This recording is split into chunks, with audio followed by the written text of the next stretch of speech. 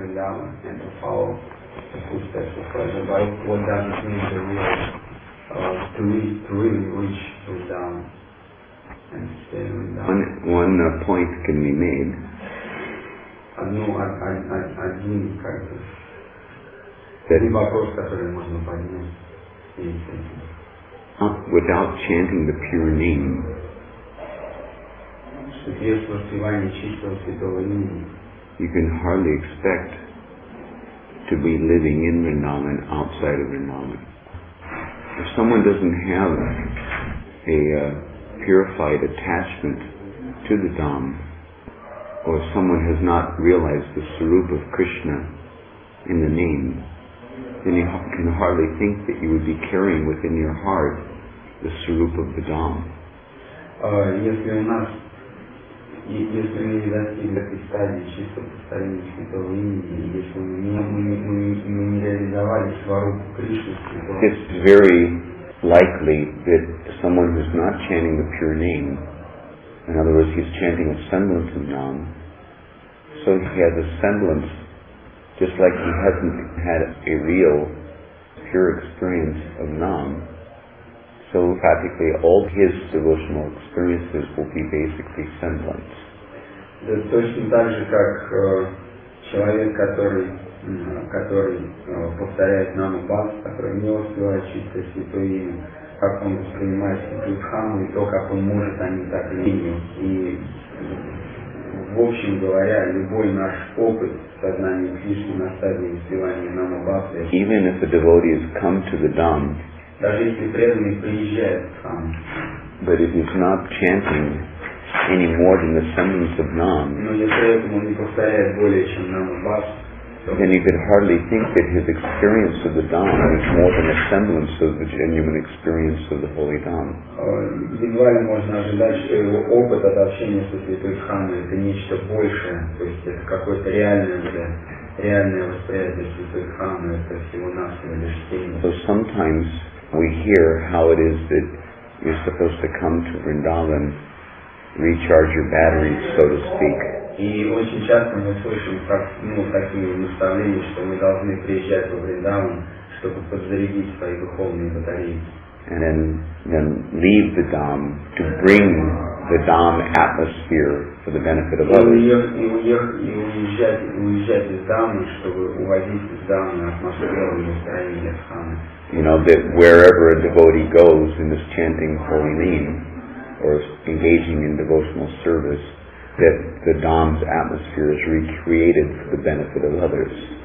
Куда бы преданный, предполагает, что куда бы преданный не отправился, он ведет с собой настроение и атмосферу Дхаммы и распространяет ее. Так или иначе, во всем в своей проповеди или в любых каких-то действиях преданных служений, которые преданные выполняют, всем этим привносит как бы настроение Святой Дхаммы туда, за пределами. But it may not be so realistic or healthy for us to be so presumptuous as to think or imagine that we're actually qualified to take the Dham with us wherever we go, if we're not chanting the pure name. Но нам не стоит быть настолько уж сильно самоуверенными и так уж сильно претендовать на то, что мы не воспевая чистое святое имя, действительно квалифицированы так или иначе перемещать, где бы то ни было, водить с собой атмосферу. So it's not enough to just give lip service to the idea of manifesting Vrindavan or carrying the Dham with you in your heart when you're not on the level of actually being able to do that. Недостаточно просто заниматься служением губами, повторяя слова, как бы теоретически относительно чего-то, как бы что. Nama-Paradis and those who are chanting Nama-Bhakti are Vaishnava-Bhakti. They're not real Vaishnavas. They're not pure devotees. Те, кто повторяют Nama-Bhakti, что же говорить о тех, кто повторяет Nama-Paradху, это нечистые. That includes those who are on the clearing stage of chanting. И туда же под эту категорию так или иначе попадают те, кто повторяют. Until a devotee has come to the platform of chanting Shuddhanam, then he may be a Vaishnava in the making. He may be Vaishnava-like. Да, безусловно, они преданные, повторяют святое имя, они То есть они так или иначе похожи на вайшнавов, прилагая усилия на пути к цели. But it would be quite a false egoism on his part for him to claim to be a Vaishnava. Да, но велика вероятность того, что там еще внутри остается определенная ложная гордость, ложный эгоизм в отношении. It's better to humbly admit that I'm not a Vaishnava, that I've yet to come to the position of chanting the pure name, I've yet come to the position of being a genuine pure devotee. It would be more realistic for me to admit that I'm not capable of carrying the Dham with me wherever I go. И такому преданному лучше всего занять очень скромное, смиренное познание того, что я на самом деле еще не являюсь, так или иначе, быть носителем, так скажем, дарителем святой Дхамы людям за пределами святой Дхамы. There's a verse, Vishaya Chadiya, Shuddha Haviman, Kabi Havihero, Shri Vrindavan. Есть такой вот стих. As long as one is still attached to material sense gratification, then there's hardly a chance for him to actually see the real Sarup of the Dham. До тех пор, пока человек погружен в наслаждение чувств, у него остаются привязанности к этому наслаждению чувств, едва ли мы можем ожидать, что он получит даршин истинного Сатварута Дхамы. This principle is applicable while residing in the Dham, so what to speak of if you're not in the Dham? И этот принцип приложим даже к непосредственному тем, кто непосредственно находится в святой Дхаме, живя там. То есть, если человек по-прежнему попадается в категорию этого стиха, следует считать, то есть, что он даже живя в святой Дхаме, не в состоянии получить даршин Дхамы, что же говорить о тех, кто находится за пределами Дхамы. If we don't have the adhikar or the eligibility to have a direct experience, a pure experience of the Dham, in other words, if we're not eligible to experience any more than a semblance of the genuine Dham experience while residing in the Dham, which is so powerful and so influential, then how can we expect to access a genuine experience of the Dham when we're ineligible living elsewhere in the world? Находясь в святой Дхаме, мы не можем получить реального опыта от общения с святой Дхамой. Это лишь какая-то тень, то есть какое-то подобие того опыта духовного, истинного духовного опыта, который мы могли бы получить от святой Дхамы, если находились в своем чистом духовном состоянии. Так насколько же дерзко нам ожидать, что Дхама, чье влияние здесь, когда мы не находимся, настолько могущественное и настолько сильное, что даже здесь мы не получаем должного опыта, так что же мы ждем, насколько дерзко с нашей стороны ждать, что мы получим какой-то серьезный опыт, опять за пределами Дхамы. So, sometimes it is advocated that one should first become pure and then think to come to the Dham to reside. И в основном, то есть проповедуется, что мы должны сначала очиститься, а потом, очистившись, уже приехать в святую Дхаму и жить там. And to be real, there is considerable credence to that idea.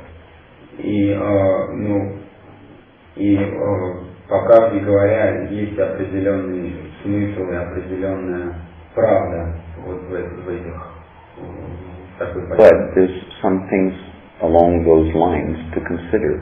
Но помимо этого, то есть наряду с этими есть еще кое-что, что необходимо рассмотреть.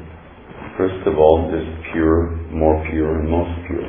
Прежде всего мы должны знать, что существует. In other words, as Srila Prabhupada has mentioned, that it's possible for a neophyte, Kanishta Adhikari, to also be a pure devotee in the sense that he's on the threshold of pure devotional surrender. И подобно, то есть вот как бы эта идея чистого, то, что чистейшего, пять словами Шрилы Прабхупады, когда он говорит, что даже неофит, конечно, Адхикари, если он искренне встает на путь. Because he's on the clearing stage, it means that he has the intention to advance in Krishna consciousness. Очистительная стадия подразумевает, что у него только появляется для того, чтобы продвигаться познанием Кришны. He may not be on the platform of chanting the pure name, Он еще может отнюдь не находиться на платформе воспевания Шри. but his intention is to progress to that position of chanting the pure name. Но его стремление, оно направлено туда, к прогрессу, который... So in that sense, it appears to me that those who are on the clearing stage certainly have more eligibility in the matter of accessing the Dhamma's favorable influences than those who are on the aparad platform. И я уверен в том, что те, кто находится на активной стадии, Just like Srila Prabhupada has mentioned, that if one comes to the Dham and engages in sinful activities such as illicit sex in the Dham, one should immediately leave the Dham than to continue to commit grievous offenses at the feet of the Lord. И Шрила Прабхупада, например, приводит, дает такой пример, говорит, что если человек живет в изыскании и занимается духовной деятельностью, более не совершать этих не совершать ужасных оскорблений, стоп Господа, находясь в него. But even that understanding, we're having a discussion. This is one for Prabhu, who I met on the road, and he would like to have your association here. What's your name?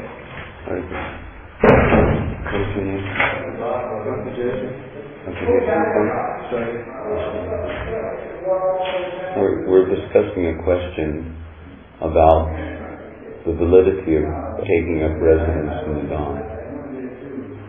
We can reiterate. I'll try to give it in a gist what we've previously discussed, and that is that you can hardly expect, if you're not chanting the pure name and actually maintaining the position as a pure devotee. In other words, if you're on the clearing stage or if you're on the offensive stage, you can hardly expect to have the adhikar or the eligibility, the qualification to take the Dham with you wherever you go in the world. If you can't even take Nam, how are you going to take Dham? So if the Dham goes with someone who has Krishna in his heart, because wherever Krishna is, Krishna's Dham is also there. But if he has a semblance of Nam, then he's not having Krishna. He's having a semblance of Krishna. So he may have the semblance of the Dham experience to remember, even if he's come to the Dham, but if he hasn't purely experienced what the Dham is while he's in the Dham, then you can hardly expect that he can take a real experience with him wherever he goes, but rather he'll take something with him, but it may be the semblance of what the Dhamma's experience is actually all about, wherever he goes. And then the next point was that sometimes it is suggested that one should purify himself. In other words, he should be pure before he should dare to come to the Dham. So I'm making the point that there's pure, purer, and purest. Pure can also mean that you're in the purifying process. Purifying process means that you're on the clearing stage of chanting.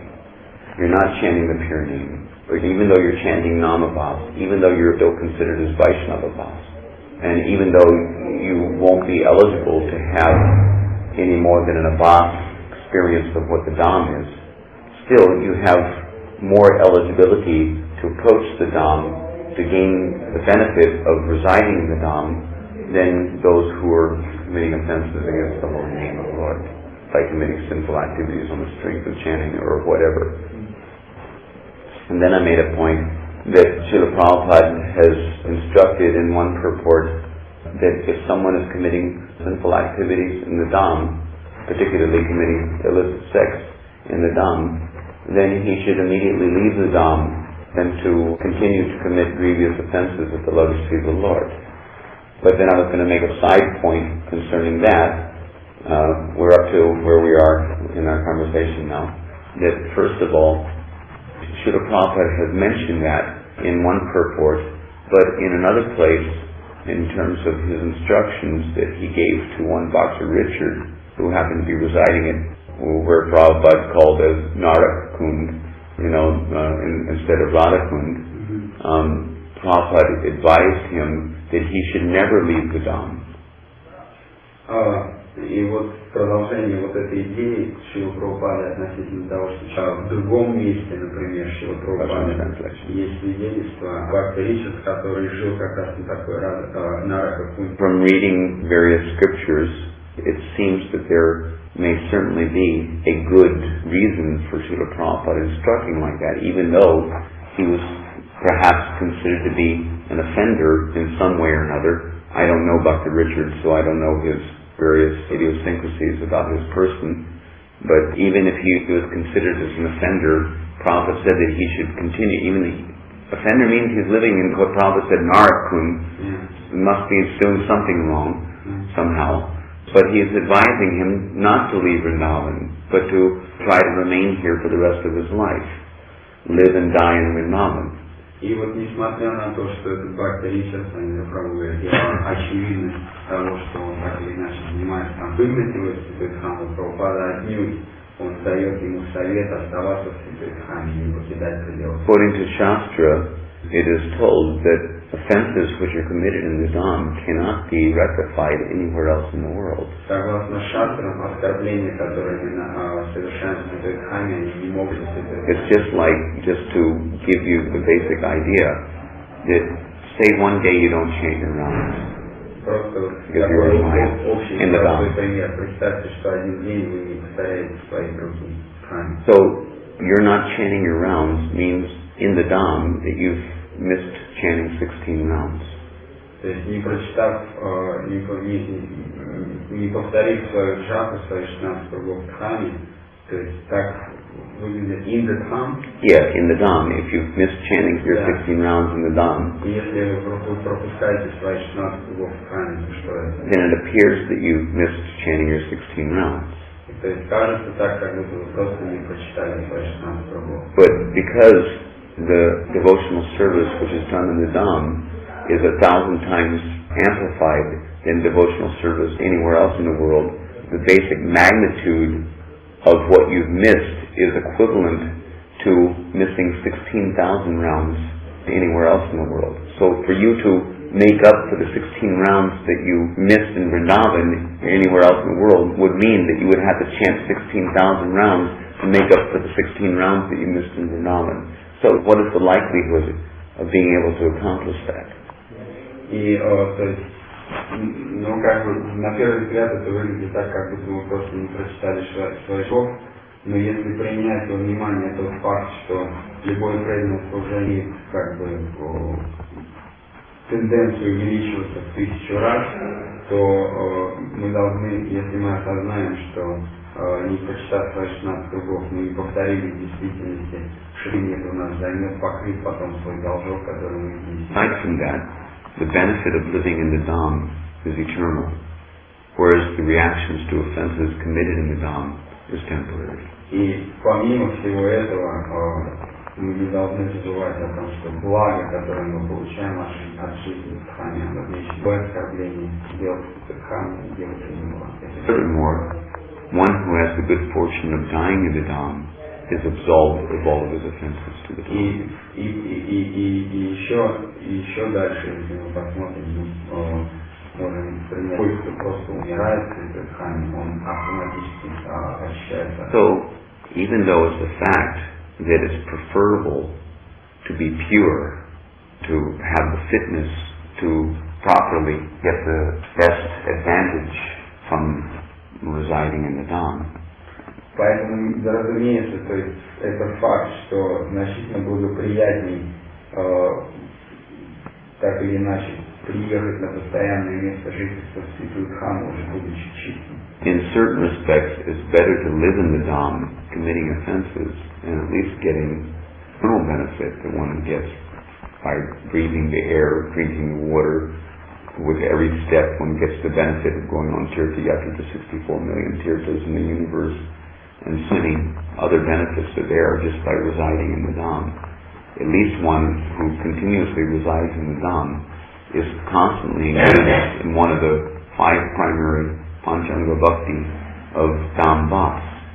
Even though he may not be, highly elevated in his consciousness, he's still getting so much benefit from, contacting the dust of Braja. Но в определенном смысле мы не должны забывать, что просто пребывая в святой храме, мы получаем столько блага, сколько пребывая в святой храме, мы можем есть пищу в святой храме, питьевать душа в святой храме, он приравнивается к посещению 64 миллионов. И просто пребывая в святой храме, мы автоматически, даже если мы являемся неопитанными, мы как минимум совершаем одну из главных панчан, питьян, первого служения, храм вас. Даже будучи не слишком высоко продвинутым, непрерывно совершаем сангу преданного служения. Anyway, aside from this point, the fact of the matter is that if one is on the clearing stage, and he does reside in the Nama on the clearing stage of chanting, in other words, if he's endeavoring to avoid committing offenses and trying to purify himself from anarthas, material contamination, etc., because the practices of devotional service yield 1,000 times the result in the Dham than anywhere else in the world, it only makes good sense that one should take up residence in the Dham and seriously endeavor to clear away the anarthas, etc., with the aim of coming to the pure platform and get 1,000 times the benefit of his Nama-Bhas. What is the effect of Nama-Bhas? It is liberation from material contamination, which is keeping you from having the eyes, so to speak, to see the real form of the Dham. So it's only sensible for an intelligent devotee to see the advantage of residing in the Dham, especially if his intention is to tread the path of pure devotional service. А вот теперь давайте подумаем, что же, как мы уже разобрали, перспективу жизни во Вриндаване для оскорбителей, но теперь давайте подумаем об этой перспективе, если на деле, то есть истинные преданные, которые стремятся очищаться, по-настоящему прогрессировать в духовной жизни. Даже если мы находимся на очистительной стадии, это жизнь во Вриндаване, она входит в прогресс настолько, что мы будем получать тысячекратный эффект от любого нашего намабхаса во Вриндаване, и очищение, оно будет идти.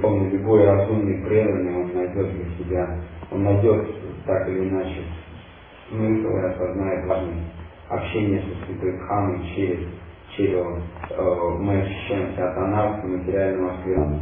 If we take into consideration this point that the devotional service done in the Dham is 1,000 times more effective or beneficial than devotional service done out of the Dham, then it might serve us well to consider that it is a valuable way of expediting our progress to the final perfection. То есть, если мы примем во внимание, должны принять во внимание тот факт, что любое служение во Вриндаване, которое мы получаем, имеет тенденцию увеличиваться, должны так или иначе вот эту перспективу. If chanting, let's say, 1 round is worth chanting 1,000 rounds. Если мы ставим 1 круг, мы ставим 1000 кругов. In other words, if you live and perform devotional service 16 rounds a day in the Dham for 1 year, if you add it all up, then 1 year's living in the Dham, even if it's at the stage of practice, even if it's on the platform of Vaidhi Bhakti. We were talking about Seva Sadhaka Rupena, Siddha Rupena Chatrahi, Brajalokana Sarataha, following the footsteps of the Braja by living physically in Vrindavan. Rupa Goswami, because this was the beginning of the question, that Rupa Goswami advises, but we hear such and such. But I'm saying that forget about Rag Bhakti at this point. Especially for neophytes, you can hardly expect to be sufficiently evolved in your devotional attraction and attachment to have the sufficient lobha to merit embarking on the path of Rag Bhakti.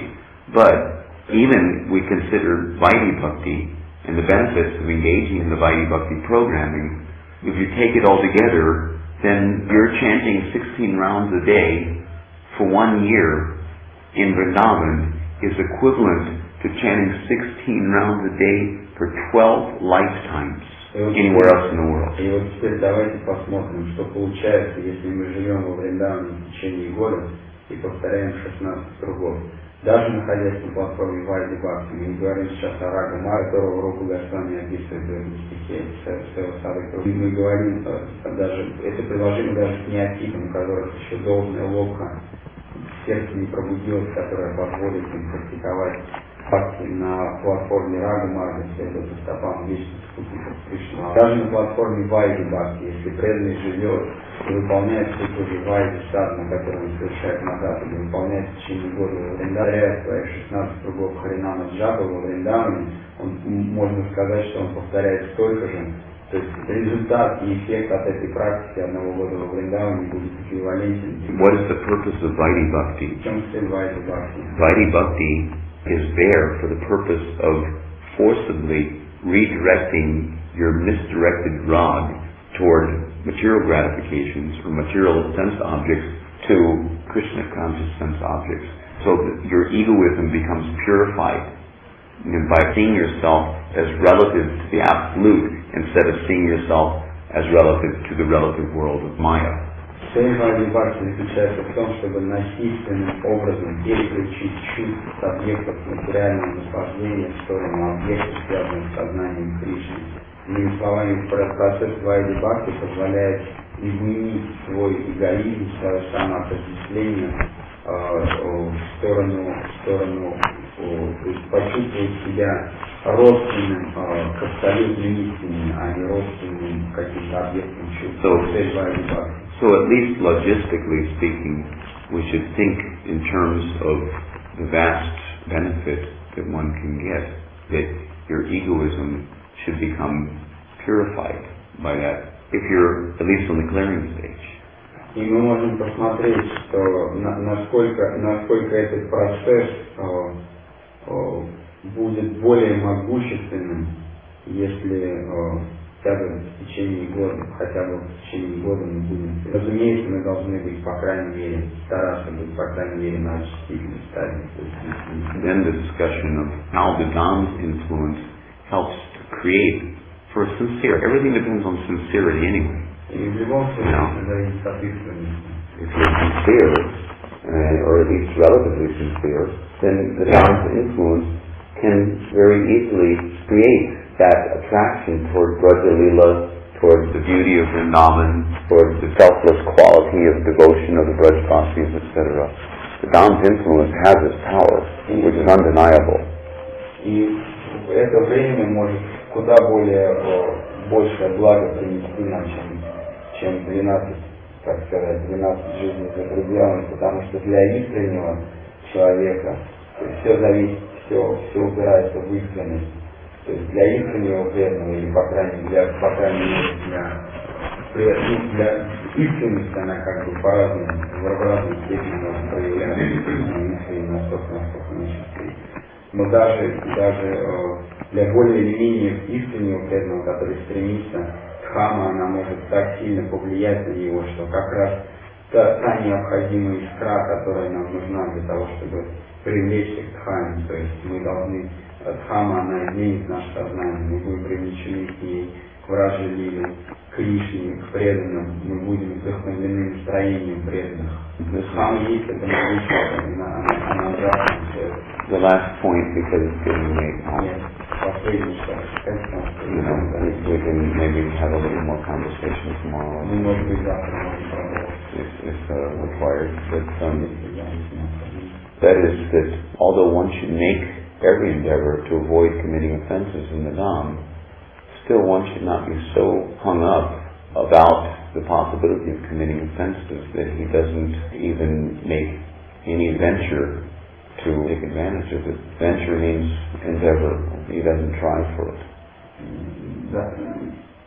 One should not be so hung up about the possibility of committing offenses that he's so apprehensive that he doesn't even try for living in the Dham. Человеку не стоит, слишком уж истошно переживать относительно каких-то оскорблений, которые могут совершить в Дхаме, если у него даже нет. Even though it's said that in Vrindavan that you get 1,000 times the reaction to your offenses, that's also good for you, that you have that axe over your neck to keep you on your toes, so to speak. платят то, что так. It's another type of mercy, yeah.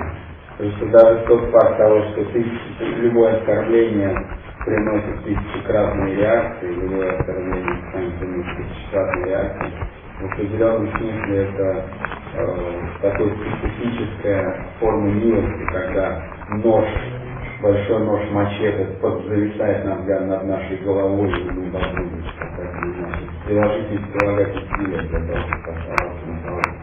That can act as a kiss to get your act together.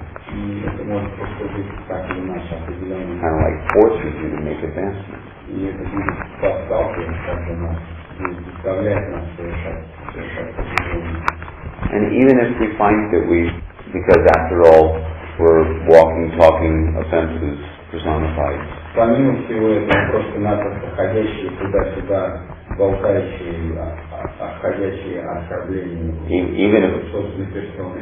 Even if we find ourselves falling from the standard or whatever and committing various offenses against the residents of the Dham or in our own lame condition of Krishna consciousness, we can always resort to Mayapur Dham for the purpose of becoming freed from the offenses committed in Vrindavan, because there's no difference between Mayapur and Vrindavan, but Mayapur is very lenient in that the Dham doesn't consider offenses, at least not in the same way that offenses are considered in Vrindavan. The magnitude of reaction to offenses is 1,000 times less, at least. So, and you also get 1,000 times the benefit of your devotional service here in the same way as Vrindavan. So even if there's some apprehension about living in Vrindavan because you're afraid that you might commit offenses, it's better to have tried to love and lost than to never have tried at all, because you can always come to Mayapur and become free from the reactions of offenses committed in Vrindavan. But even if you're still so apprehensive that you're not going to try for it living in Vrindavan, then by all means live in Mayapur and get the benefit of chanting 16,000 rounds for every 16 rounds that you chant on a daily basis, going into your transcendental bank account, which is increasing your sukriti, this krita punya, which was the cause of the cowherd boys being able to attain the association of Krishna and Krishna's Bhoma Leelas. So the easiest way, the lazy intelligent way of accumulating the punya, even if you're thinking in terms of your own benefit, is to accumulate it by taking the elevator instead of running the treadmill practically out in the material world, trying to advance in Krishna consciousness inch by inch. Why not take leaps and bounds by doing the same minimal devotional service in the Dham and get the Krita Punya quickly, 12 lifetimes worth per year, by living in the Dham? What's wrong with that idea? After all, are we trying to advance in Krishna consciousness?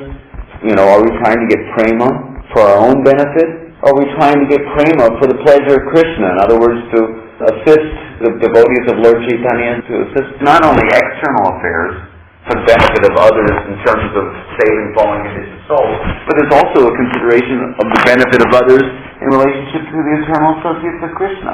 That we're going back to Godhead for their benefit. By doing it for their benefit, we're automatically benefited. So like that, one can get all the benefit and even more in certain respects by residing in Mayapur Dham that one could expect to gain by living in Vrindavan. So by all means, in Kali Yuga especially, it's most recommended to resort to Mayapur Dham. И если уж мы настолько сильно, так или иначе, привязаны к идее у нас всегда есть возможность приехать сюда, в Манипур, который не принимает никаких оскорблений, совершенные перед этим оскорблением.